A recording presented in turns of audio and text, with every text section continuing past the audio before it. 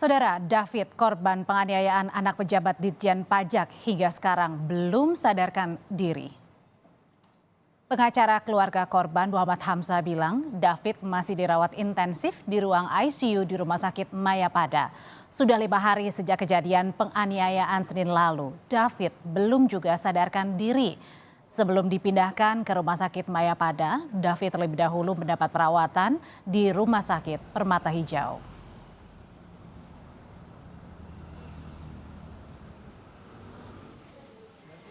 Polisi menetapkan tersangka baru dalam kasus penganiayaan putra pengurus GP Ansor oleh anak pejabat pajak. Polisi masih diperiksa sebagai tersangka oleh Polres Jakarta Selatan atas perannya yang diduga merekam peristiwa penganiayaan yang dilakukan oleh Dandi.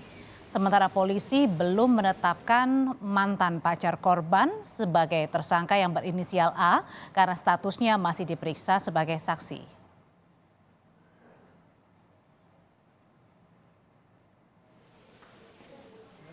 Penyidik juga memeriksa 2 teman pelaku yang turut berada di lokasi saat kejadian. Di antaranya perempuan berinisial AG yang merupakan kekasih pelaku.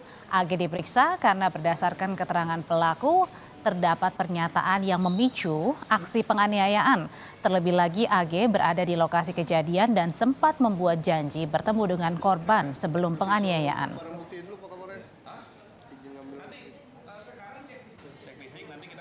Mendalami, mencari bukti-bukti dari rekaman CCTV. Apakah terdapat rekaman CCTV yang menyorot langsung di tempat kejadian perkara?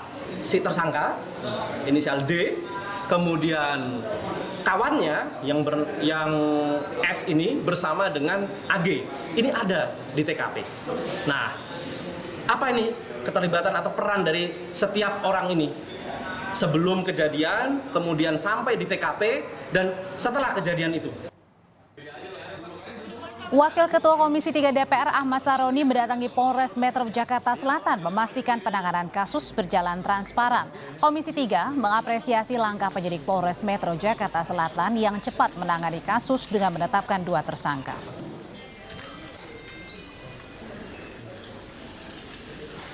Apresiasi buat Kapolda dan Kapolres Jakarta Selatan menyikapi kecepatannya dalam perkara yang sedang dalam penyidikan lebih lanjut pada para pihak yang sudah diperiksa, dan semoga ini cepat disajikan oleh Pak Kapolres dan tim untuk langkah selanjutnya. Buntut penganiayaan anak pejabat pajak terhadap putra petinggi GP Ansor, Universitas Prasetya Mulia mengeluarkan atau mendrop out Mario Dandi Satrio, pelaku penganiayaan dari kampus.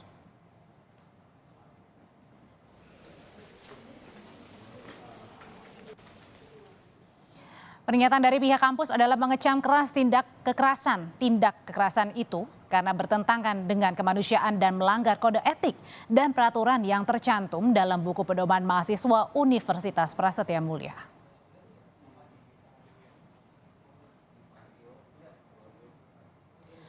Rapat pimpinan Universitas Prasetya Mulia memutuskan mengeluarkan tersangka Saudara Mario Dandi Satrio dari Universitas Prasetya Mulia terhitung sejak tanggal 23 Februari 2023.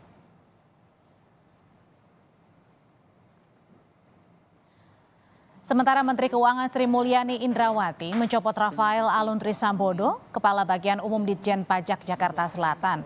Menkyu mengecam penganiayaan oleh anak pejabat pajak itu terhadap putra petinggi GP Ansor. Sri Mulyani menyebut pencopotan Rafael berdasarkan PP 94 tahun 2021 tentang disiplin pegawai negeri sipil. Menkyu juga memastikan Inspektorat Kemenkyu telah memeriksa hasil atau harta Rafael Trisambodo pasca gaya hidup mewah anak dan hartanya sejumlah 56 miliar rupiah terbongkar ke publik. Terima kasih Pak Wamen, dan mendoakan mulai hari ini Saudara RAT saya minta untuk dicopot dari tugas dan jabatannya. Dasar pencopotan dari jabatan struktural adalah pasal 31 ayat 1 PP 94 tahun 2021 mengenai disiplin pegawai negeri sipil.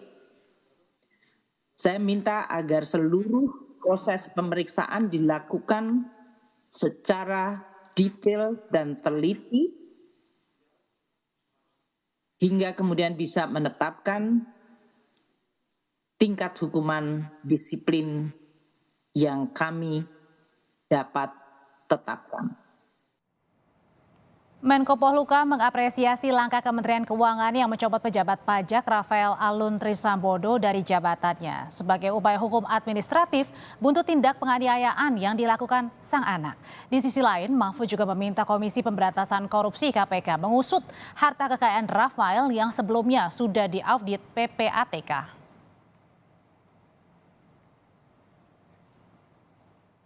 Maaf secara pribadi, damai secara pribadi, tapi negara tetap membawa. Dan sekarang yang bersangkutan juga sudah ditahan.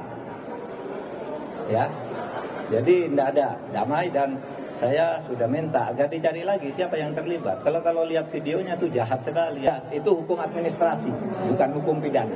Itu hukum administrasinya sudah betul. Biar diaudit. Laporan tentang yang bersangkutan di PPATK itu sudah dikirimkan oleh PPATK sejak tahun 2012 tentang transaksi keuangannya yang agak aneh, tetapi oleh KPK belum ditindaklanjuti. Jadi itu saja. Biar sekarang dibuka oleh KPK.